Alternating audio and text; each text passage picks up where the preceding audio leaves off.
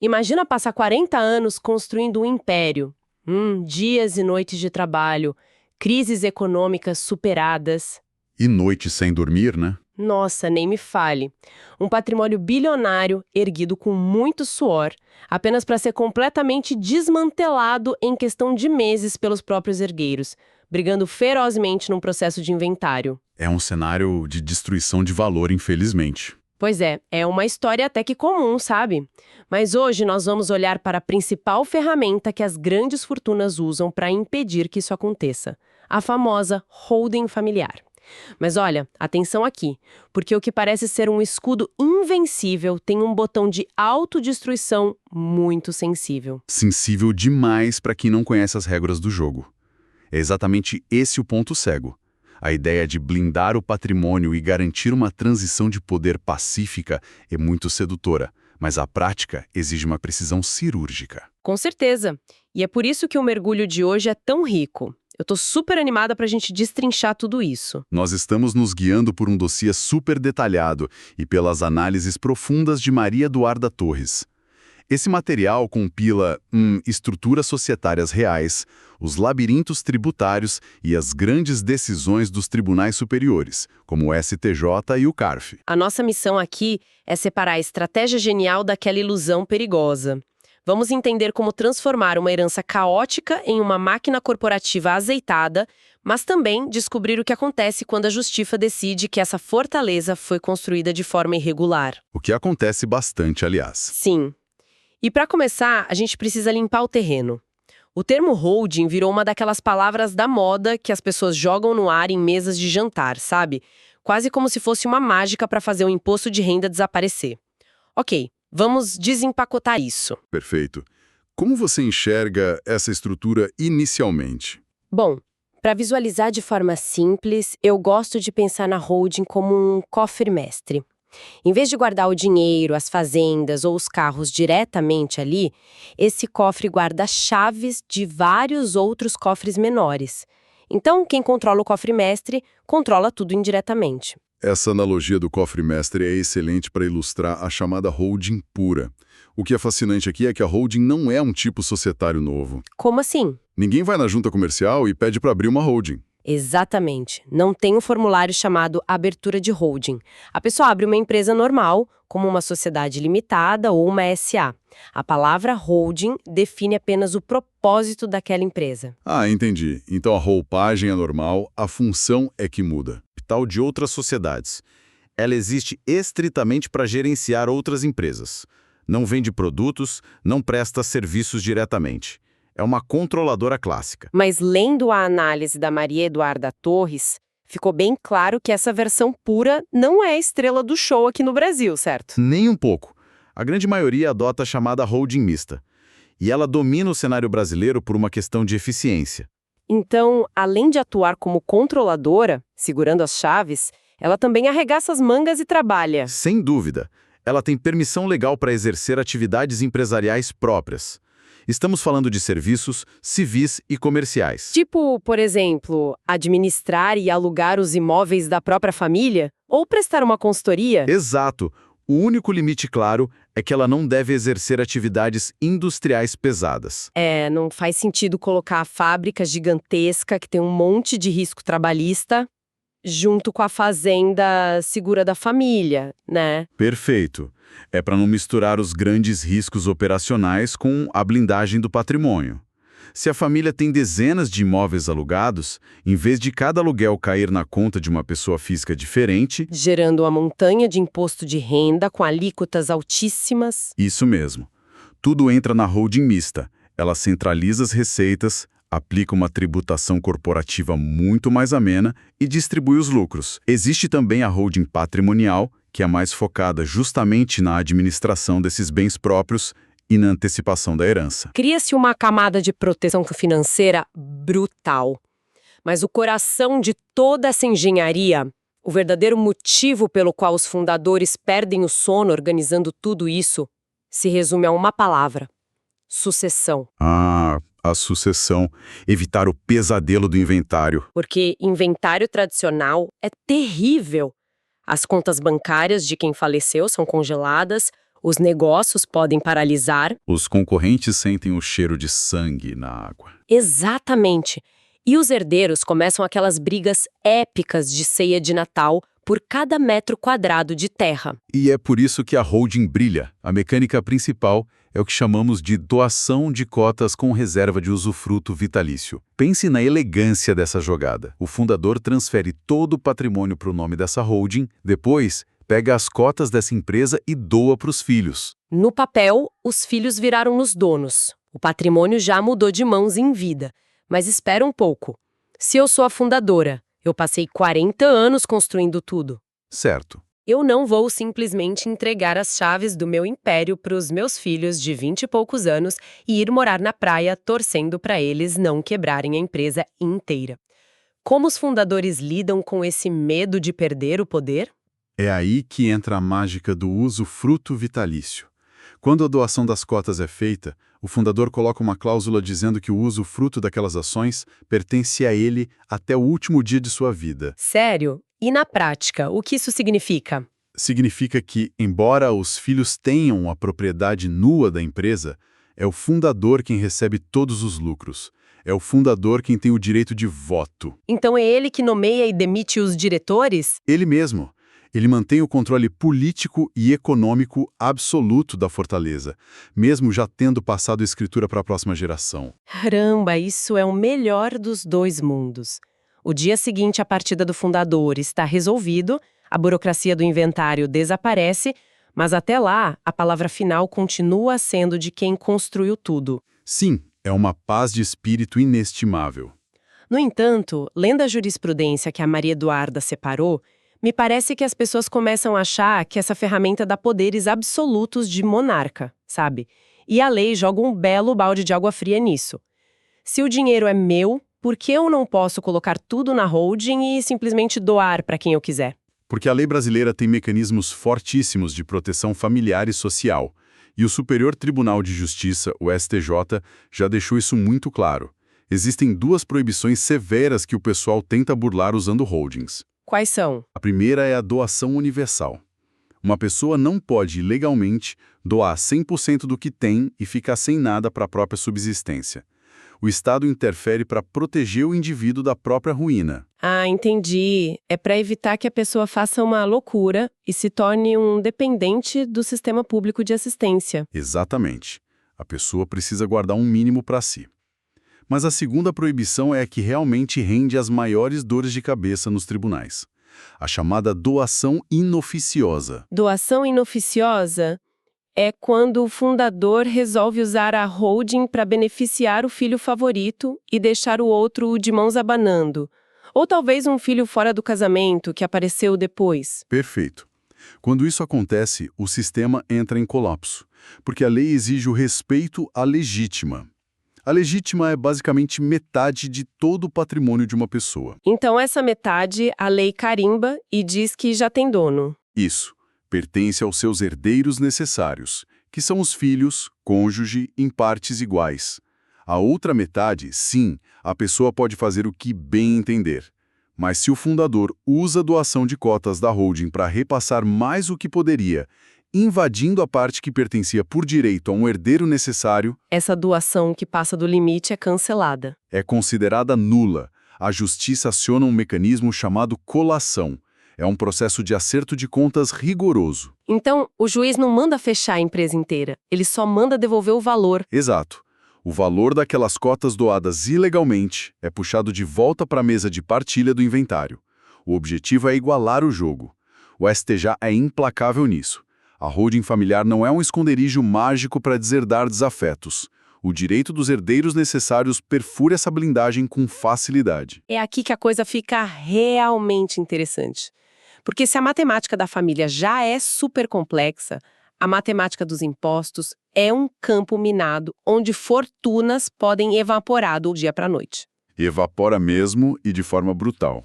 Vamos imaginar que a família entendeu as regras, respeitou os herdeiros, o desenho societário tá lindo. Agora chega a hora de pegar a casa de praia, a fazenda, o prédio comercial e colocar fisicamente dentro da holding, o que o meio jurídico chama de integralização de capital, certo? Certo. E o material nos traz o famoso dilema entre o valor histórico e o valor de mercado. Exatamente. Vamos fazer um exercício mental aqui com quem nos ouve? Imagine que a fundadora comprou um terreno na Avenida Faria Lima, lá em 1980. Na época, ela pagou o equivalente ao preço de um carro popular. Hoje, aquele mesmo terreno vale 50 milhões de reais. Um salto e tanto. Sim. E quando ela vai transferir esse terreno para a holding, o instinto básico de qualquer ser humano é pensar, vou transferir pelo mesmo valor histórico de 1980 que está na minha declaração de imposto de renda, a DIRF. Para não pagar imposto nenhum na transferência, né? Claro! A Receita Federal não vê ganho de capital e o imposto é zero hoje. É a sacada genial, não é? É o que a imensa maioria pensa. E a legislação brasileira, de fato, permite que a integralização seja feita tanto pelo valor de mercado atualizado, quanto pelo valor histórico da declaração da pessoa física. Tá, mas então por que isso seria um problema? Porque essa escolha de fugir do imposto imediato é frequentemente a maior armadilha de um planejamento patrimonial. É o clássico barato que sai muito caro. Mas olha, se a lei permite, por que eu escolheria a opção de atualizar para o valor de mercado? Se eu atualizo de um carro popular para 50 milhões, a pessoa física toma uma pancada monstruosa de imposto de renda sobre esse ganho de capital na mesma hora. São alíquotas de 15% a 22,5%. Pois é, ninguém quer assinar um cheque desses voluntariamente. Ninguém quer, mas às vezes a matemática exige. O pulo do gato apontado nas análises está numa regrinha de ouro sobre isenções históricas. O artigo 18 da Lei 7.713, de 88. 88. O que essa lei faz? Ela prevê isenções enormes para bens adquiridos até aquele ano. A pessoa física que comprou um imóvel há muitas décadas tem reduções drásticas. Se a fundadora vendesse o terreno hoje, como pessoa física, o imposto sobre esses 50 milhões poderia ser mínimo ou até zero, graças a esse escudo histórico de 88. Ah, estou começando a ver o tamanho do problema. Se a fundadora transfere para a holding pelo valor antigo do carro popular para não pagar nada hoje. Ela joga o escudo histórico no lixo. A holding não é uma pessoa física de 1980. Ela é uma empresa recém-criada. O terreno entra no balanço da empresa valendo uma miséria. Nossa. Aí, 5, 10 anos depois, a holding decide vender esse terreno por 50 milhões no mercado aberto. O ganho de capital da empresa vai ser calculado sobre toda essa diferença colossal.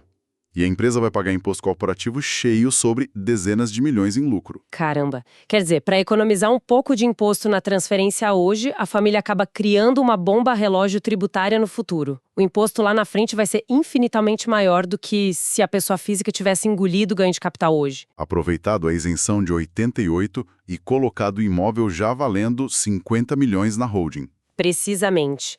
O planejamento tributário eficiente não é sobre nunca pagar imposto. É sobre calcular qual rota drena menos o patrimônio ao longo das décadas. É estritamente matemática pura. Bom, nós já vimos que a holding é uma estrutura brilhante. Construímos as paredes dessa fortaleza mista, entendemos o fosso de segurança que é o usufruto vitalício e vimos como colocar os tesouros lá dentro sem pisar numa mina tributária. Mas, sempre tem um mais. Sempre tem. O que tudo isso significa quando a bússola moral se perde?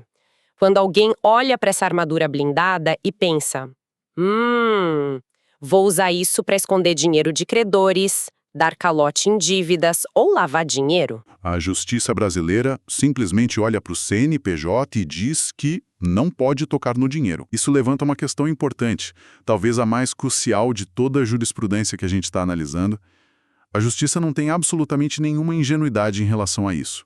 Existe um limite drástico para a proteção corporativa. Que é a desconsideração da personalidade jurídica, né? O artigo 50 do Código Civil. Esse mesmo. O famoso rasgar o véu da empresa. Sabe, sendo bem honesta, essa expressão rasgar o véu me parece muito poética para o que realmente acontece. Eu gosto de pensar que criar uma empresa apenas para cometer fraudes é tipo um adolescente colocando um bigode falso para tentar comprar bebida no mercado. O juiz não vai prender o bigode falso, ele arranca a fantasia, ignora o disfarce e responsabiliza a pessoa por trás da farsa. Essa imagem é sensacional. A desconsideração é exatamente o juiz arrancando o bigode falso. O juiz ataca diretamente os bens particulares dos sócios.